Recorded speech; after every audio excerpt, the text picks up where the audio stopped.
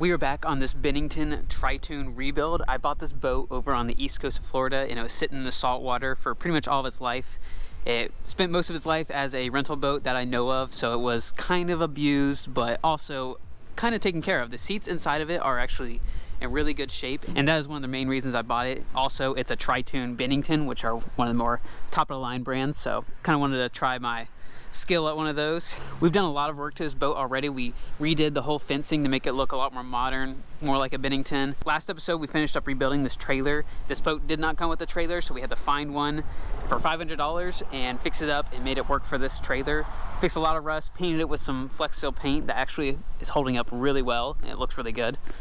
Also, this boat did not come with a motor. This motor I took off of my other pontoon boat that I was going to use for it, but decided I'm going to get a little bit bigger motor, so perfect for this one. This is a little bit smaller pontoon, so a 115 4-stroke should move this thing along pretty well. I got all the wiring and everything hooked up on a previous episode, and last episode I actually took it for a little test drive because I had to get this boat off the trailer so I could fix up the trailer.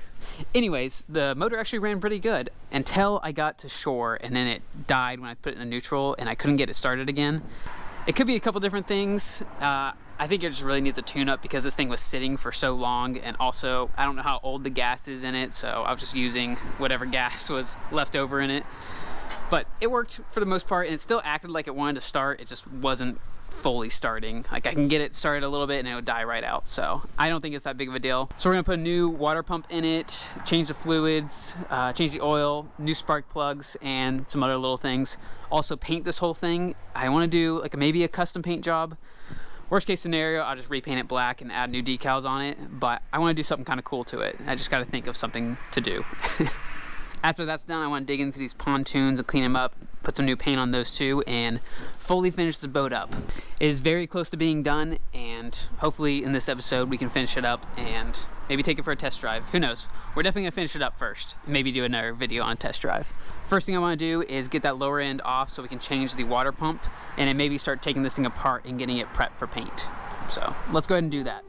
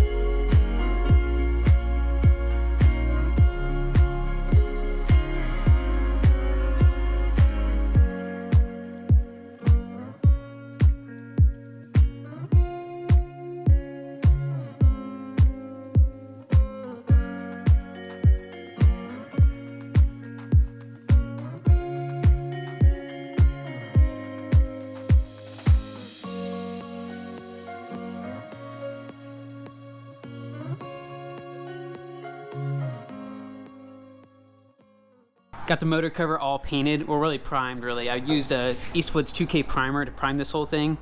2K primer is really good for covering those deep scratches and like little imperfections. So painted that, and I'm gonna sand it down one more time with some 600 grit.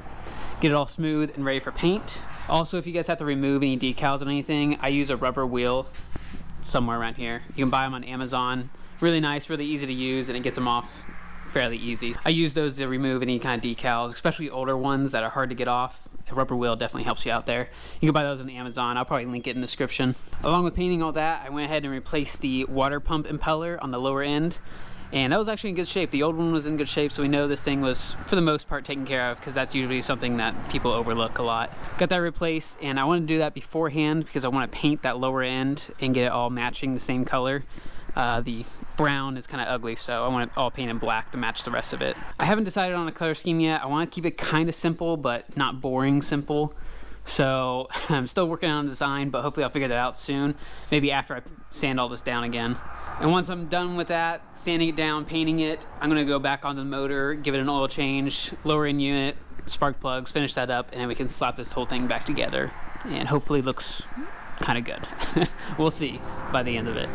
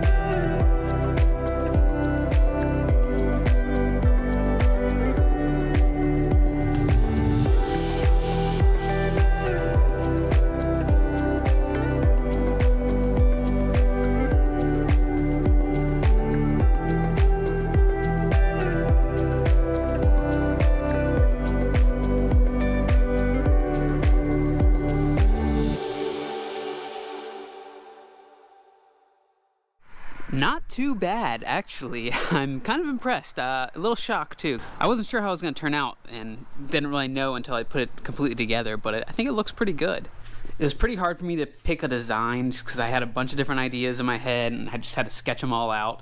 And honestly, I kind of like all these. I could see them working for multiple different kinds of outboards. So if you guys like one of these designs, you guys can copy it if you want to. I don't care.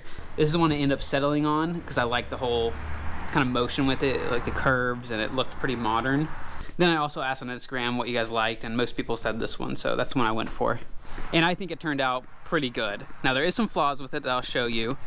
I don't think too many people will notice it right away, but I noticed it since I actually painted it. The silver got a little messed up right here. I don't think it's a super big deal. I could probably cut out an S and put over it, like the Suzuki logo. Same thing with these letters right here. They got messed up, and the lines look like the lines got bled through a lot. So what I did is I cut out a decal of the logo, the letters, and the numbers. I painted over it, and then I peeled it up, and some of the paint peeled with it when I took it up, so that's what kind of happened right there. So I touched it up a little bit, but it still didn't turn out super great. So maybe I'll just cut out some more black decals and go over it. I think it might look better. I don't know, it doesn't look too bad. From farther away, it doesn't look bad at all, but once you get up close, you can definitely see the flaws in it. Also, I need to fix this latch because it's kind of messed up on the inside. I just gotta take that apart and re-screw it back together. While the panels were off, I gave it a tune-up, new spark plugs, new oil, new everything. It should be good to go now. I think the fuel is okay. It smelled fine, but not really 100% sure. We're gonna run it a little bit more. If it still is acting a little funny, then I'll have to clean out that fuel tank and put new fuel in it. But now that the motor's done, the last big thing we need to focus on is these pontoons. These pontoons are very bad looking right now. They look really bad. But we're gonna clean them up and put another coat of paint on them. We gotta get all the rest of these shells off, and especially underneath it right now. We gotta figure out how to lift up the pontoons on each side and clean up the bottom and paint them. Don't know how we're gonna do that yet. Maybe have to use a jack and a board, some jack stands. I don't know, we'll figure that out in a little bit. But to clean up these pontoons, I'm gonna be using Eastwood's SCT contour gun. I love this thing a lot. It makes it really easy to clean up pontoons and sand down some old paint. It goes by really quickly. You can see right here, I spent maybe a minute right here just cleaning it up a little bit, and it took it right off. Cleaned all the shells off, cleaned some of the paint off, the flaking paint. Makes it look a lot better. Like, look how shiny it is compared to the old stuff. That should go by pretty quickly. So let's try to figure out how to jack this thing up. Maybe we'll do the sides first and then try to figure out how to jack it up and clean up the bottom too. And then throw a coat of paint on it and then call it a day.